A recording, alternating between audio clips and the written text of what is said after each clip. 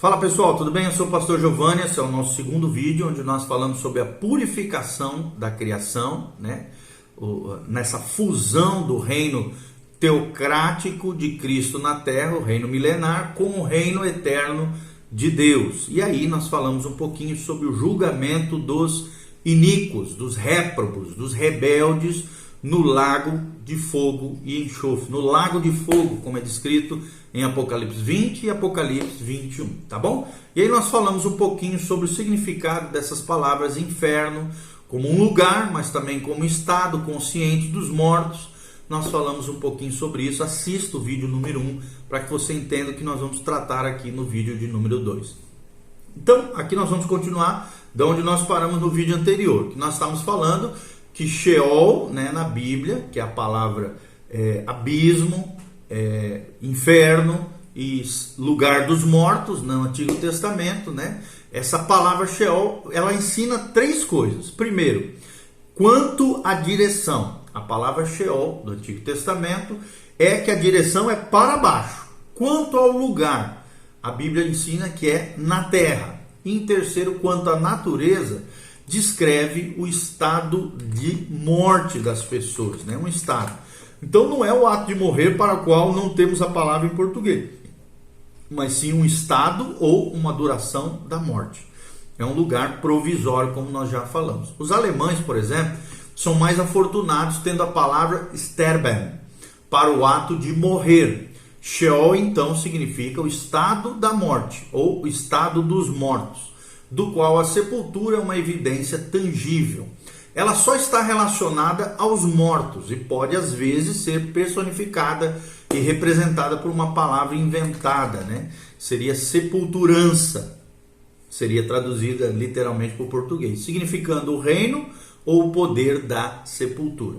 Outro destaque que nós trazemos é quanto à relação da palavra Sheol, né? Ela contrasta com o estado dos vivos, em Deuteronômio 30, versículos 15 e 19, 1 Samuel 2, 6 a 8. Aqui a palavra Sheol não se relaciona nenhuma vez com os vivos, exceto por contraponto, por contraste. Outro destaque que nós trazemos é quanto à associação. A palavra Sheol é usada em vínculo com lamentação, Gênesis 37, 34. Também é usada como angústia, em Gênesis 42, 38. Como medo e terror, em Números 16, 27, como choro, em Isaías 38, 3, como silêncio, em Salmo 31, 17, e como nenhum conhecimento, em Eclesiastes 9, 5, e como punição, em Números 16, 27 a 34, e Jó 24, 19. Finalmente, também, a palavra Sheol fala quanto à duração, ou seja, o reino do Sheol, da sepultura, né, traduzindo aqui, ou da sepulturança, se houvesse essa palavra em português, a sepultura continuará até a ressurreição para a morte, aqui lembrando sempre, no final do milênio, no juízo do trono branco, e terminará somente com ela, que é o seu único escape, conforme Oséias 13, 14, você pode conferir também no Salmo 16, 10, Atos 2, 27 e versículo 31 e Atos 13, 35, é o que fala um grande especialista. Tudo isso que nós relatamos está trazido numa obra em inglês chamada A Critical Lexicon and Concordance to the English and Greek New Testament, ou seja, o lexicon, que é como se fosse um dicionário de línguas originais, e concordância bíblica do inglês para o grego do Novo Testamento, de E.W. Bullinger, ok? Segunda palavra que nós vemos na Bíblia é a palavra para descrever o lugar dos mortos. Ela vem trazida, né, da filosofia grega, da cultura grega. É a palavra Hades, H-A-D-E-S, Hades, tá? Ou Hades. No Novo Testamento, essa palavra praticamente equivale à palavra Sheol do hebraico, traduzida aqui por inferno em todos os casos, conforme a Bíblia Sagrada. Em 1 Coríntios 15, 55, por exemplo, ela é traduzida por morte, mas geralmente essa palavra tem em vista os mortos incrédulos, que estão em agonia, esperando a ressurreição para a morte no grande trono branco. Sobre Hades, observa-se o seguinte quanto ao seu entendimento no contexto original. São 11 ocorrências de Hades no Novo Testamento. e elas foram cuidadosamente examinadas e serão alcançadas as seguintes conclusões que nós vamos trazer para vocês. Primeiro, Hades está permanentemente ligado à morte, mas nunca à vida. Sempre uma referência com relação a pessoas mortas, mas nunca com relação a vivos. Todos no Hades, né, no inferno aqui, não viverão novamente, até serem vivificados dentre os mortos, conforme Apocalipse 25. Ou seja, se eles não vivem de novo, até depois de serem vivificados para juízo, é perfeitamente claro que não podem estar vivos agora. De outra forma, elimina-se a doutrina da ressurreição. A palavra no português também, inferno, de maneira alguma representa o termo grego Hades, como vimos, que também não dá uma ideia correta do seu equivalente hebraico Sheol. Terceiro destaque que nós trazemos é que Hades pode sim significar só e exatamente o que Sheol significa, isso é, o lugar em que se experimenta a corrupção, de Atos 2:31, você pode conferir com Atos 13, 34 e 37, do qual a ressurreição é o único escape dessa corrupção. Scofield, né, na sua Bíblia Reference Bible, ou a Bíblia de Estudo Scofield, ele representa muitos que diferenciam a morada dos indivíduos salvos e mortos antes e depois da ressurreição de Cristo. Scofield diz o seguinte: em primeiro lugar, Hades antes da ascensão de Cristo. A passagem que a palavra ocorre deixa claro que o Hades estava antigamente dividido em dois, as moradas dos salvos e dos incrédulos, respectivamente. A primeira era chamada de paraíso, ou seio de Abraão, e ambas designações eram talmúdicas, ou seja, segundo a tradição rabínica, judaica, mas foram adotadas por Cristo em Lucas 16:22, em Lucas 23:43. Os mortos abençoados estavam com Abraão e eram conscientes e estavam confortados, conforme a parábola do rico e do Lázaro, em Lucas 16:25. O ladrão que acreditou, estaria naquele dia em Cristo no paraíso. Os incrédulos estavam separados dos salvos por um grande abismo, conforme Lucas 16:26. O representante dos incrédulos, que agora estão no Hades, é o homem rico, de Lucas 16:19 a 31, ele é descrito ali. Ele estava vivo, consciente, exercendo todas as suas funções, memória, etc., mas estava em agonia nesse lugar provisório chamado Hades. Segundo destaque que nós trazemos é que o Hades desde a ascensão de Cristo, ou seja, desde que Cristo ascendeu aos céus, já é um outro Hades diferente do que era o Hades antes da ascensão de Cristo, trazendo essa clareza para você. Quanto aos mortos, diz Scofield, incrédulos aqui, nenhuma mudança de lugar ou condição é revelada nas Escrituras. No julgamento do grande trono branco, o Hades os entregará, e eles serão julgados e passarão para o lago do fogo, conforme Apocalipse 20, 13 e 14. Mas houve sim uma mudança que afetou o paraíso. Paulo foi arrebatado ao paraíso, conforme ele descreve em 2 Coríntios 12, 1 a 4. O paraíso, então, agora está na presença imediata de Deus. E acredita-se que Efésios 4, de 8 a 10, indica o tempo da mudança, quando ele subiu às alturas, ou seja, Cristo, levou cativo o cativeiro. Acrescenta-se imediatamente que antes ele havia descido até as regiões inferiores da terra, conforme nos afirma Efésios 4.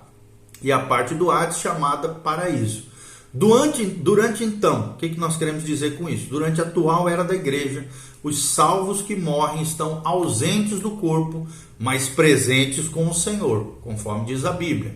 Os mortos incrédulos estão no Hades, e os mortos salvos com o Senhor na glória eterna, no céu, esperando a ressurreição dos santos, no arrebatamento da igreja, translação ou rapto, conforme descrito 1 Coríntios 15, 52 e Jó 19, 25.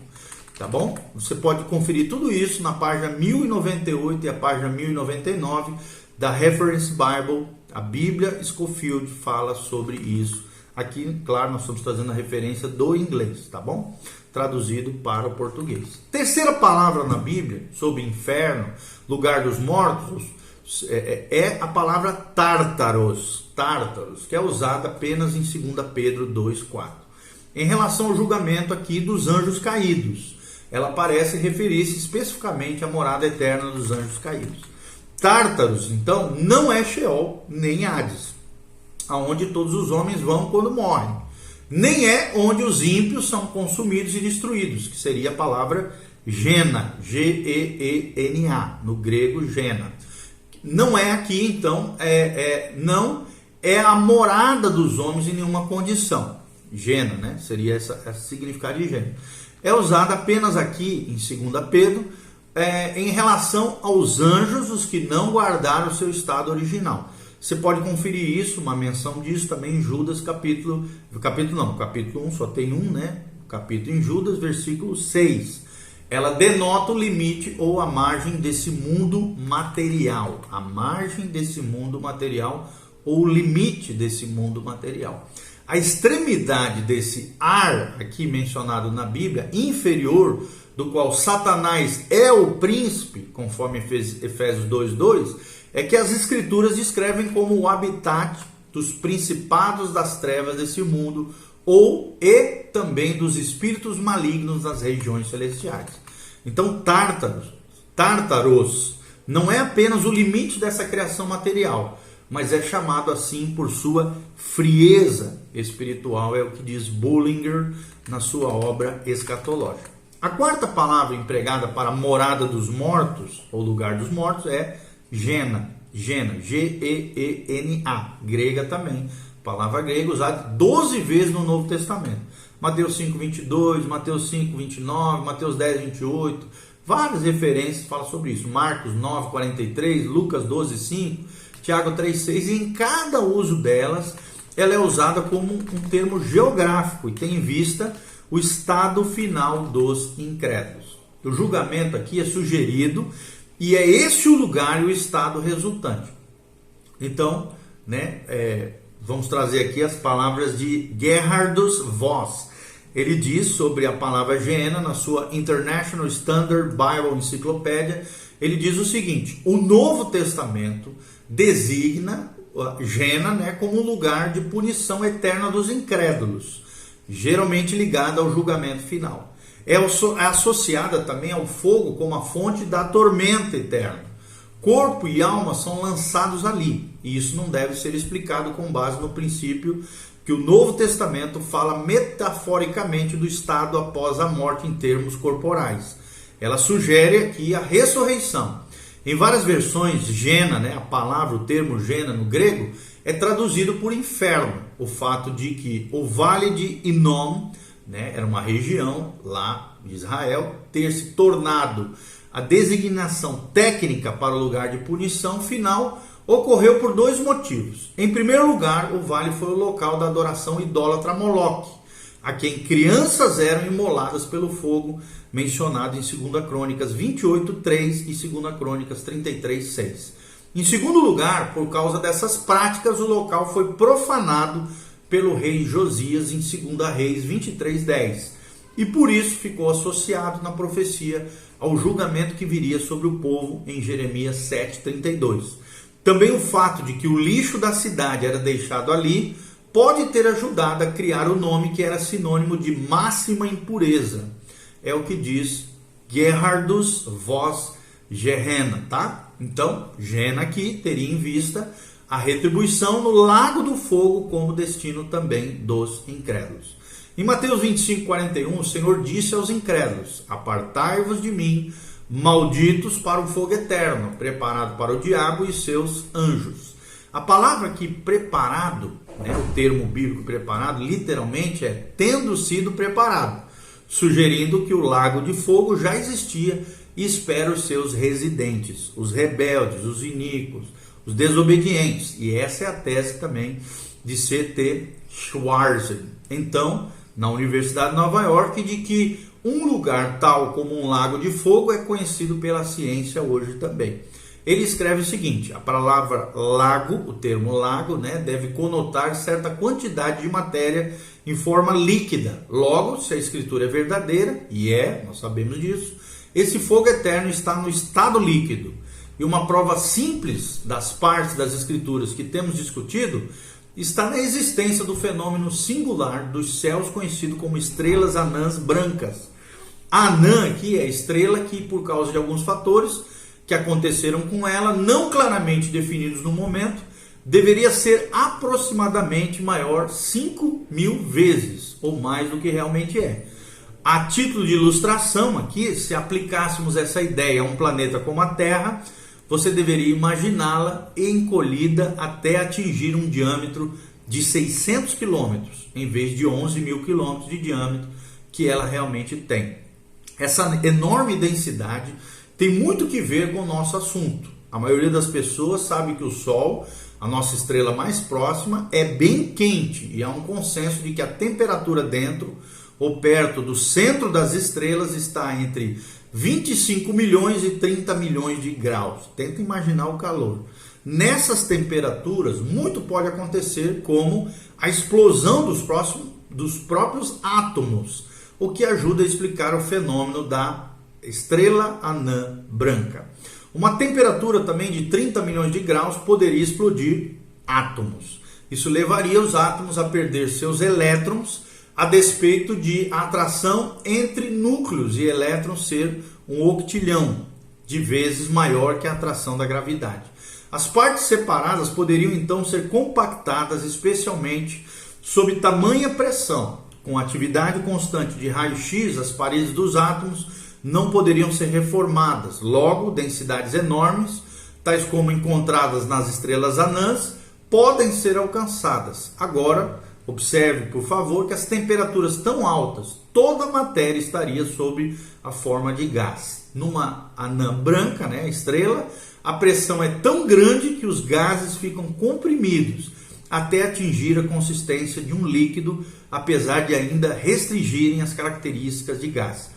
Antes de tal estrela poder resfriar-se e gradualmente escurecer, ela teria de expandir-se a proporções normais. Isto é, teria de atingir mais de 5.000 vezes seu tamanho atual. Aqui está a dificuldade. Tal expansão causaria um enorme calor, que por sua vez manteria a estrela totalmente comprimida, e então, pelo que os astrônomos e físicos sabem, as estrelas anãs não podem resfriar-se. A anã branca, que é essa estrela que nós estamos mencionando, em todo caso, jamais se extingue. Nós podemos permitir, fazer um resumo para demonstrar que a Bíblia, a palavra de Deus, é cientificamente precisa também. Vemos primeiro que um fogo eterno que não se pode extinguir pode ser de consistência líquida. Ele é, em segundo lugar, um lago de fogo, é o que diz a Bíblia em Apocalipse 20 e Apocalipse 21. Em terceiro lugar, ele não pode ser extinguido, pois qualquer material que se extinguisse, tal como a água, teria seus átomos imediatamente despidos de elétrons e seria compactado com o resto. Em quarto lugar, já que os astrônomos têm estudado e ainda estão estudando esse estranho fenômeno, como nós estamos falando lá, das estrelas anãs, é evidente que o lago de fogo já foi preparado e agora já está pronto por Deus. Apesar de não podemos dizer que Deus realmente usará esses lagos de fogo para cumprir a sua palavra, a resposta aos céticos está nos céus, onde existem lagos de fogo, as estrelas anãs que nós estamos falando, mencionando um exemplo do universo de que é possível aquilo que é descrito na palavra de Deus. Quem fala isso é C.T. Schwartz, na sua tese The Bible and the Science on the Everlasting Fire, ou seja, a Bíblia e a ciência no fogo que nunca se apaga, tá bom? Você pode encontrar na obra Biblioteca Sacra, fala a menção dessa tese de Schwartz. Ou seja, resumindo tudo, o corpo ressurreto dos incrédulos evidentemente será de tal caráter que se revelará indestrutível, mesmo em meio a tal lago de fogo, ok? Essa será a punição eterna dos incrédulos, dos ímpios, no final do milênio, após o julgamento do grande trono branco, que nós temos um videozinho que relata mais especificamente outros detalhes sobre isso. Então você pode assistir no nosso canal o julgamento do grande trono branco, ou julgamento do trono branco, é o nome do nosso vídeo, hashtag escatologia, tá bom? Esperamos de alguma maneira trazer mais luz, flashes de revelação, Lembrando que a revelação de Deus é progressiva e que legal, né, nós falarmos sobre esses assuntos técnicos, vamos dizer assim, cheio de detalhes, a escatologia assim, cheia de detalhes, cheio de especificidade, mas a palavra de Deus é o lugar mais seguro que nós temos, né? Então, leia a Bíblia todos os dias, leve Deus a sério, entregue a tua vida e o teu coração a Jesus, te prepares para encontrares com Deus, vivendo uma fé bíblica, confiante na obra vicária de Jesus na cruz do Calvário, naquilo que Ele fez por nós na cruz do Calvário, mas também obediente, alinhada com o céu, alinhada com a palavra de Deus, para que você tenha segurança de um dia encontrar com Cristo nos ares e governar com Ele por toda a eternidade nesse reino eterno de Deus, nessa nova Jerusalém, a nova cidade celestial que Deus tem preparado para nós. Não seja rebelde. Você está vendo, nós falamos nesses 2 últimos vídeos agora sobre o julgamento dos réprobos, rebeldes, incrédulos, aqueles que não estão nem aí para Deus, que vivem como se Deus não existisse, que vivem a vida do seu jeito, do jeito desobediente, rebelde. A Bíblia chama lá em Efésios 2, são filhos da ira, porque vivem segundo as suas paixões, as suas concupiscências, e não segundo a palavra de Deus, a vida no Espírito, a vida que Deus preparou para nós. Te prepares para encontrar com Deus. Maranata, vem Senhor Jesus. Jesus está voltando. Ele voltará para buscar um povo sem mácula, nem mancha, nem ruga, lavado pelo sangue de Jesus. Não que seja um povo perfeito, que nunca peca, que nunca erra. Não é isso que nós estamos falando. Estamos falando de pecadores que se arrependem, que reconhecem a graça de Deus e que colocam a sua fé na obra de Jesus, e o seu coração está confiante no Senhor, aguardando a volta do Messias, o Messias Hamashia, o Messias prometido a Israel e a nós também, os gentios que cremos nele. Amém? Siga-nos nas redes sociais, faça os seus comentários, né? Conte aí qualquer experiência que você teve com Deus. Nós estamos disponíveis para te esclarecer o que for necessário, se você quiser. Que Deus abençoe. Também escreva o seu nome, a cidade de onde você está nos assistindo, através dessas mídias sociais. Que Deus abençoe a sua vida, o seu coração. E se você quiser semear nos nossos ministérios, aqui tem as nossas redes sociais, um link às nossas redes sociais, e como você pode semear no reino de Deus e na pregação do Evangelho de Jesus Cristo. Louvado seja o Senhor. Maranata, vem Senhor Jesus. Glória a Deus.